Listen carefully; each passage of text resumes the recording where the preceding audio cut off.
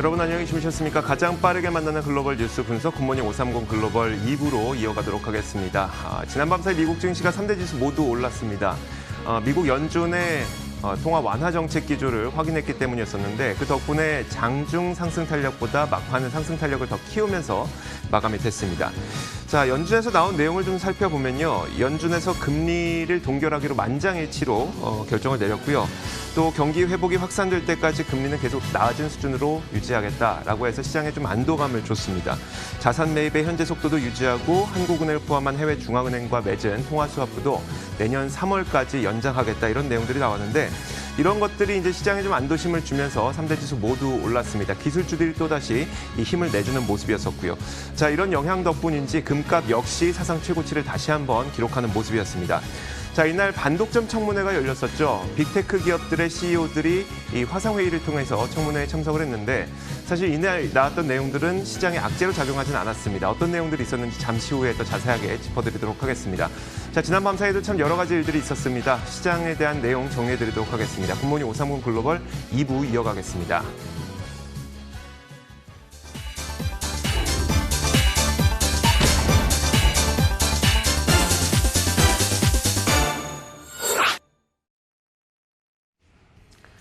자, 미국 증시 마감 동향부터 확인하겠습니다. 클로징벨 중계석이고요. 오늘도 장혜진 앵커와 함께하겠고 로제타 투자자문 최진석 포트폴리오 팀장 나오셨습니다.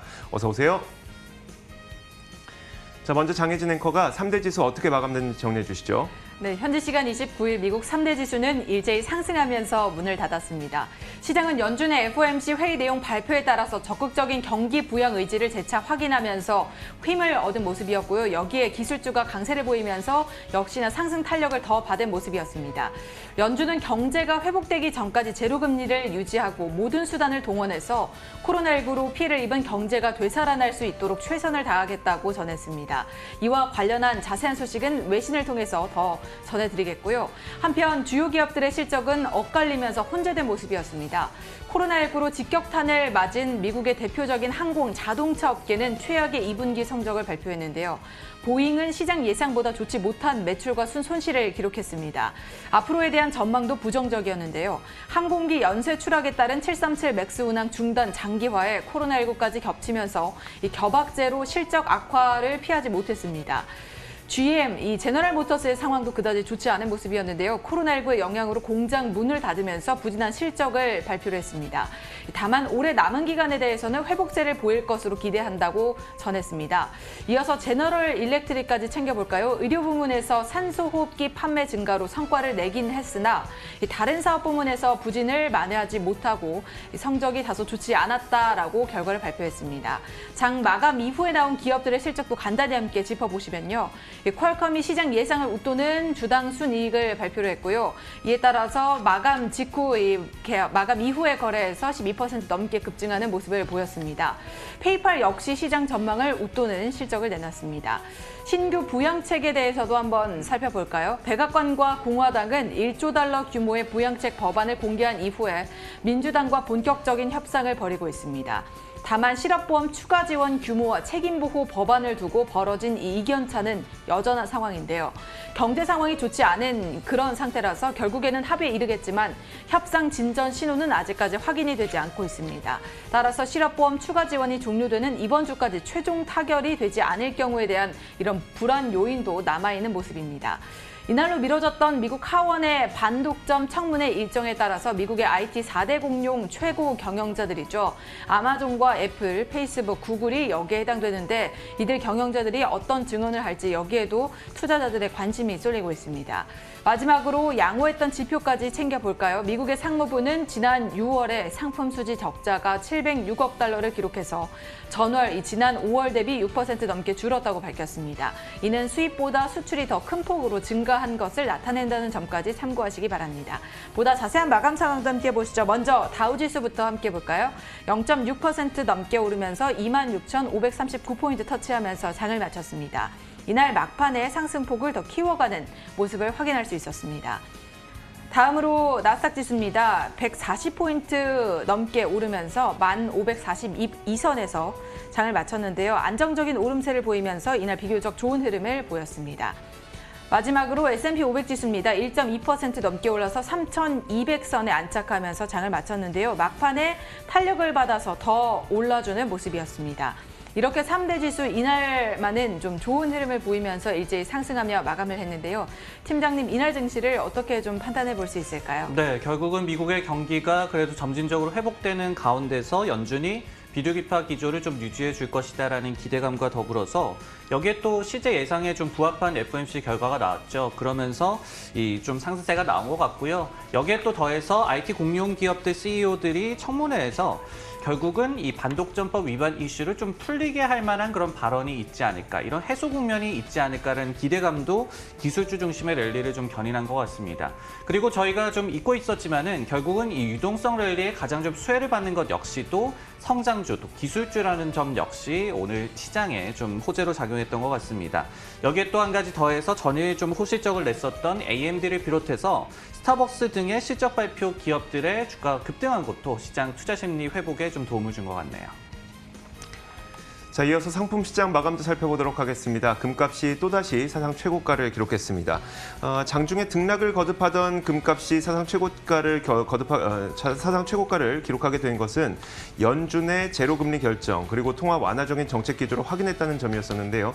화면에 나오는 이 차트를 보시는 것처럼 장중 내내 오락가락했습니다. 그러다가 뭐 장 막판에 장중에는 1940달러대까지 크게 떨어지기도 했었는데, 바로 이 시점부터 이 연준의 FOMC 회의 결과가 나오고 그 다음에 그 금값은 다시 한번 반등에 성공하게 됩니다. 결국은 1% 오르면서 1964.1달러에 마감을 하는 모습이었었고요. 자, 이어서 국제 금값 살펴보겠습니다. 유가도 0.5% 정도 반등을 했습니다. 원유 재고가 발표가 됐는데 어제는 API 주간 원유 재고가 600만 배럴 넘게 감소한 것으로 확인이 됐죠. 지난 밤 사이에는 에너지정보청에서 1000만 배럴 감소한 것으로, 원유 재고가 감소한 것으로 확인되면서 유가를 상승시켰습니다. 다만 상단은 계속해서 막히고 있는 모습인데요. 0.6% 상승하면서 41.29달러에 마감이 됐습니다. 10년물 국채금리 한번 살펴보도록 하겠습니다. 연준에서 금리를 동결하기로 결정하면서 10년물 국채금리는 큰 변화가 없었습니다. 약보합권에서 마감이 됐는데 0.577%에 끝이 났고요. 마지막으로 달러 인덱스 살펴보겠습니다. 자, 최근 들어서 계속해서 달러 약세가 진행이 되고 있고, 이 달러 약세는 또 완화적인 통화 정책 기조를 확인하게 되면서 계속 진행이 됐습니다. 지난 밤 사이에도 0.4% 내려서 93.28까지 내린 채 마감이 됐습니다. 자, 이렇게 상품 선물 시장 살펴봤습니다. 글로벌 외신 확인하도록 하겠습니다. 자, 지난 밤 사이 가장 중요한 이슈였던 것부터 한번 살펴보도록 하죠. 장혜진 앵커. 네, 미국 연준이 현지 시간 28일부터 29일까지 이틀간 FOMC 회의를 가졌는데요. 이날로 FOMC 회의를 마치고 그 회의 내용에 대해서 발표를 했습니다. 연준은 코로나19로부터 경제가 회복될 때까지 미국 경제를 지원하기 위해서 최선을 다하고 제로금리를 유지하겠다라고 밝혔는데요.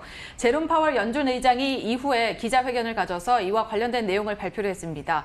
보다 자세한 내용을 연준 의장의 발언을 통해서 함께 확인해 보시죠.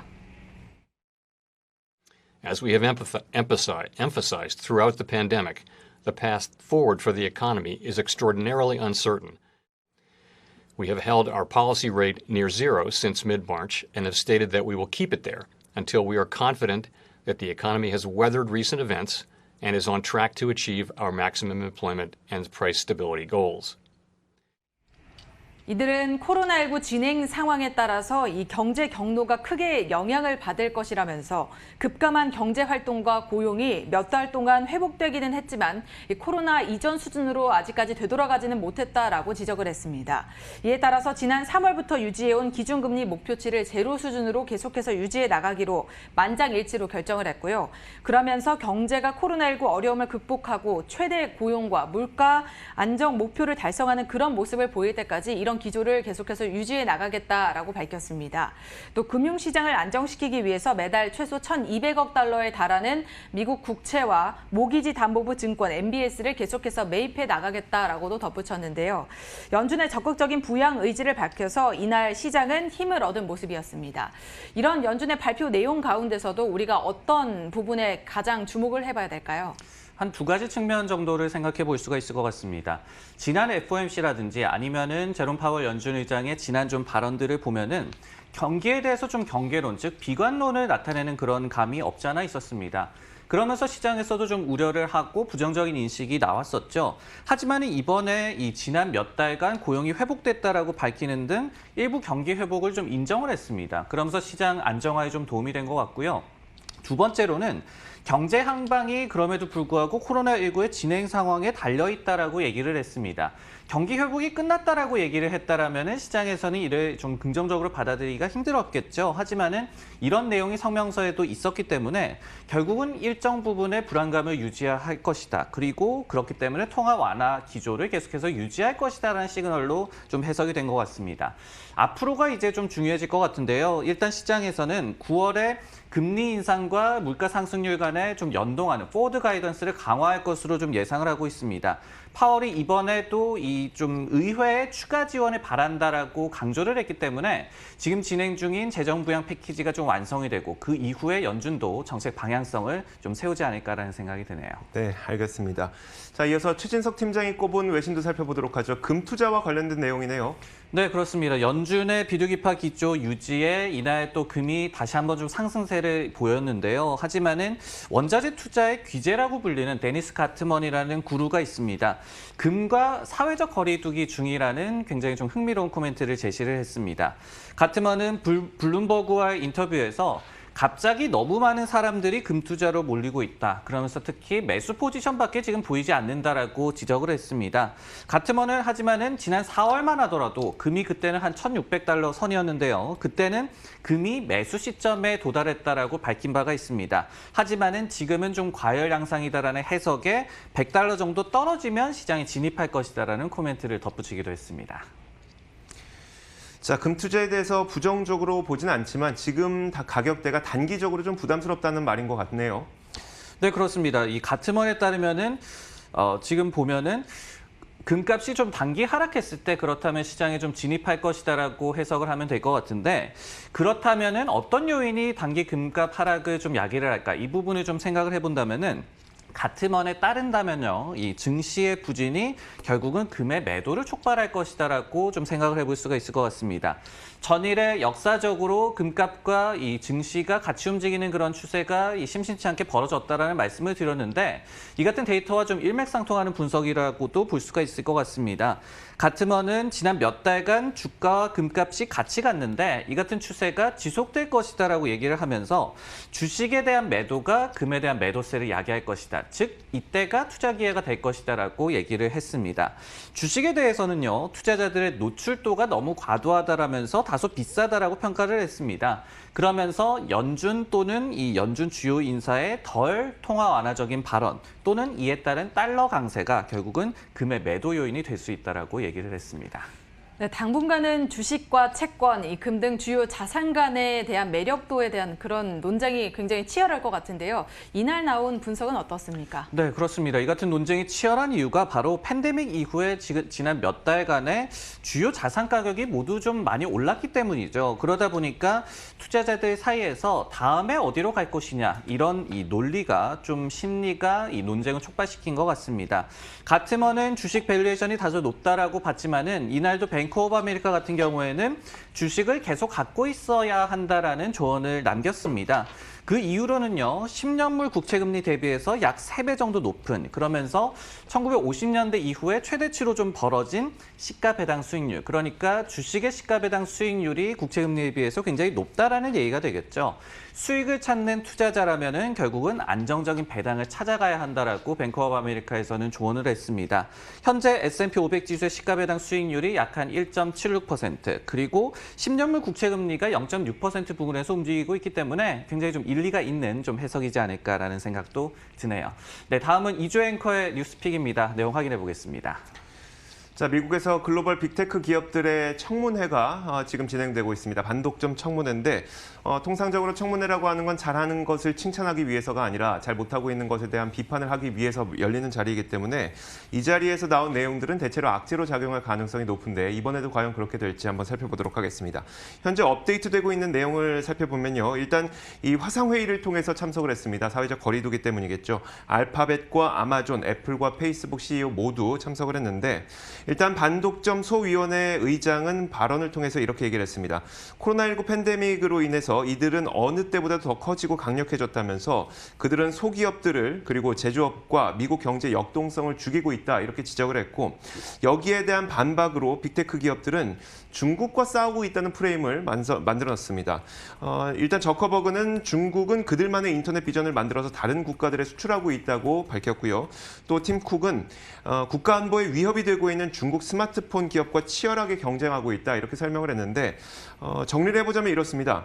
의회에서는 미국 내에 한정지어서 이 글로벌 빅테크 기업들이 미국의 경제를 훼손시키고 있다는 이야기를 하고 있는 것이고 반대로 이 빅테크 기업들은 전혀 프레임을 달리 잡아서 지금 우리들은 중국과 그러니까 거대한 중국 공룡과 싸우고 있는 것이기 때문에 본인들의 몸집과 규모 그리고 이런 지배력을 정당화해야 된다라고 얘기를 하고 있는 겁니다. 그렇기 때문에 그런지 이날 미국 증시에서 청문회는 어떤 악재로 작용하진 않았었는데요. 이날 또 눈에 띄는 것이 있었습니다. 트럼프 대통령이 한 가지 트윗을 날렸는데 의회가 빅테크 기업들에 대한 공정한 철퇴를 가하지 않는다면 행정명령에 서명할 것이다 라고 얘기를 했습니다. 친기업적인 트럼프 대통령이 과연 이런 얘기를 왜 했을까요? 소셜 네트워크, 구글이라든지 페이스북 아니면 트위터 이런 곳들은 최근에 이제 트럼프 대통령과 어떤 마찰도 있기도 했었고 트럼프 대통령은 현재 대선을 앞두고 있는 상태에서 이런 소셜 미디어에서는 워낙 민주당 지지자들이 많이 활동을 하다 보니까 어떻게든 이런 소셜 미디어 업체들에 대한 압박을 가하려고 하고 있었죠. 자, 이런 압박의 일환이 아닐까라는 해석도 들고 있습니다. 팀장님 이 청문회 결과가 어떤 식으로 발현될까가 굉장히 궁금한데 보통 청문회는 악재일 텐데 이번에는 또 중국과 기술국을 위해서 좀 싸우고 있는 상황에서 이런 빅테크 기업들을 압박하기도 쉽지 않을 것 같고요. 어떻게 될 것 같습니까? 네, 오늘 시장의 좀 반응을 보면은 오히려 청문회가 악재로 작용했다기보다는 호재로 작용하는 그런 모습이었죠. 애플이 2% 가깝게 상승한 것을 비롯해서 청문회 참가 기업 모두 다 1% 이상의 주가 상승세를 보여줬습니다. 이들 CEO가 사실은 애초부터 명확한 입장 표명이 좀 예상됐던 바다. 실제 그래서 좀 긍정적인 반응이 나오는 것이 아닐까라는 좀 해석이 가능한데요. 뉴욕타임즈에서 예상한 바를 좀 살펴보도록 하겠습니다. 기업별로 정리를 해보면요.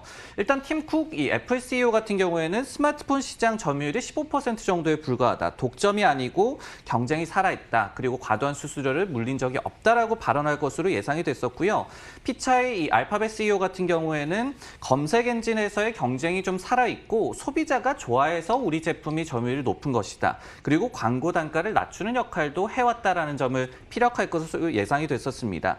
그리고 베조스 아마존 CEO 같은 경우에도 미국에서의 전자 상거래 비율이 전체 소매 판매에 아직도 12% 정도밖에 차지하지 않는다. 월마트에 비하면 우리는 아직까지 소상공인 수준이다. 제3자 판매자들의 이익도 많이 좀 늘어나고 있다라고 예상이 됐고요.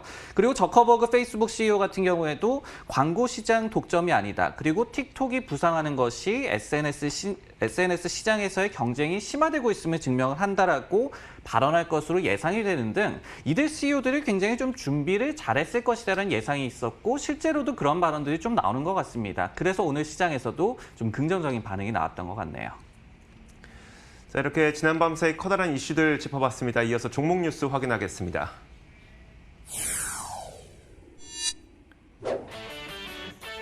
오늘의 종목 뉴스입니다. 제너럴 일렉트릭이 매출 지표 호조에도 이날 급락했습니다. 쇼피파이의 2분기 매출이 97% 폭증했습니다. 이에 따라서 주가는 7% 급증하는 모습이었습니다. 보잉은 부진한 실적 발표와 함께 향후 일자리와 항공기 생산을 추가적으로 감축할 예정이라고 밝혔습니다. 자, 첫 번째 기업은 제너럴 일렉트릭입니다. 팀장님 어떤 내용일까요? 네, 오늘 시장 전반의 랠리에도 불구하고 이날 실적을 발표한 제너럴 일렉트릭, G는 한 4% 이상 급락한 채 마감이 됐습니다. 2분기 실적을 좀 발표를 했는데 매출 지표는 그렇게 나쁘지는 않았습니다. 177.5억 달러로 기록을 하면서 YOY 기준 38% 정도 급감하기는 했지만은 컨센서스는 약간 5억 달러 정도 비트하는 괜찮은 그런 결과였는데요. 재정난에 따라서 구조조정 이슈가 있는 G 입장에서 굉장히 중요한 이 잉여 현금 흐름 FCF 그 지표 역시도 산업재 부문을 좀 집계를 했을 때 마이너스 21억 달러로 나오면서 역시 가이던스를 좀 상회를 했습니다. 하지만은 분기 손실이 주당 15센트로 예상보다 많았고요. 그리고 분기 총 수주액도 138억 달러로 전년 대비 38%나 감소한 게 투자 심리를 좀 약화시켰습니다. G의 주가는 참고적으로 단 한 6달러대에 지금 그치고 있는 상황이죠. 그리고 연초 대비해서도 약 한 40% 하락한 상황이 지속되고 있습니다. 자, 제너럴 일렉트릭은 현재 상황은 어렵지만 그래도 턴어라운드가 좀 기대되는 기업 아니겠습니까? 실적 발표된 이후에 이 기업 주가의 반응은 어땠을까요? 네, 직후에는 좀 상승을 했다가 이렇게 정규장 들어서는 급락으로 마감했다. 좀 미니 롤러코스터를 탓하라고 이 설명을 드릴 수가 있을 것 같은데요. 실적 발표 직후에 이 개장 전에 2% 이상의 좀 상승세가 나왔었습니다. 양호한 매출 그리고 현금 흐름. 그리고 FCF의 이 턴어라운드가 2021년으로 예상되는 것 역시도 긍정적인 반응을 좀 야기를 했는데요. 하지만은 앞서서 말씀드렸던 부진한 수주 지표와 함께 레리 컬프 CEO가 거시경제 환경이 회복하기 전에 더 악화할 수 있다고 경고를 한 것이 투심을 좀 약화를 시켰습니다. 즉 6월에서 7월의 사업에서 좀 회복 기미가 보이기는 했지만은 하반기 전망에 대해서 여전히 보수적으로 제시한 게 결국은 주가 하락세를 야기한 원인으로 분석되고 있습니다. 네, 이번 어닝 시즌에서 산업재 기업들의 실적 부진이 계속해서 이어지는 것 같은데요. 가장 큰 원인으로 꼽을 수 있는 게 어떤 걸까요? 네, 결국은 이 항공업황 중심으로 이 제조업 전반에 대한 코로나19 팬데믹의 피해가 예상보다도 더 컸더라. 이런 부분들이 결국은 산업재 기업들의 실적 부진 그리고 주가 부진으로 이어지는 것 같습니다. GE 같은 경우에도 2분기에 항공 부문의 매출이 44%나 급감했다라고 밝혔고 이게 또 컨센서스도 미달을 했습니다. 앞서 또 허니웰이라는 산업재 기업 역시도 항공 우주 부문의 매출이 27% 줄어든 것으로 발표가 됐고요.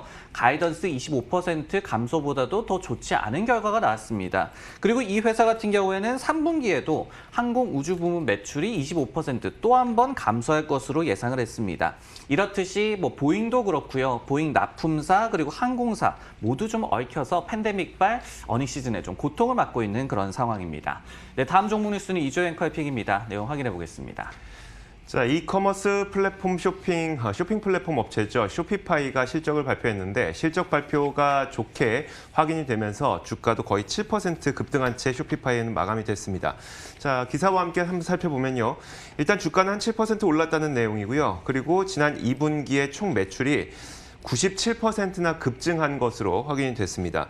자, 먼저 몇 가지 수치부터 확인해 보도록 하겠습니다. 자, 쇼피파이의 총 매출입니다. 지난 2분기에 7억 1,430만 달러를 기록했습니다. 전년 동기 대비해서 97% 급증했던 것으로 확인이 된 것이고요. 레피니티브가 집계한 전문가들의 예상치 5억 1,300만 달러에 비해서도 거의 예상치에 비해서 50%나 넘는 좋은 매출 실적을 기록을 한 겁니다. 자, 이렇게 매출이 급증할 수 있었던 이유는 코로나 팬데믹 당시에 많은 사람들에게 생필품은 필요하지만 이 사람들이 바깥에 나갈 수가 없었죠. 자가 격리도 해야 되고 또 경제가 봉쇄되어 있기 때문에 그랬습니다.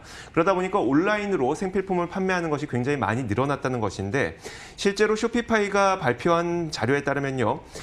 온라인 새로운 온라인 매장의 새로운 개수가 거의 71%나 1분기에 비해서 2분기에 크게 급증했다고 합니다. 또한 제품 판매량도 119%나 크게 급증했다고 밝혔고요. 이와 더불어서 골드만삭스에서는 이 쇼피파이에 대한 목표 주가를 1,127달러로 상향 조정했고요. 또 중립 의견에서 매수 의견으로 상향 조정하는 그런 모습도 보였습니다.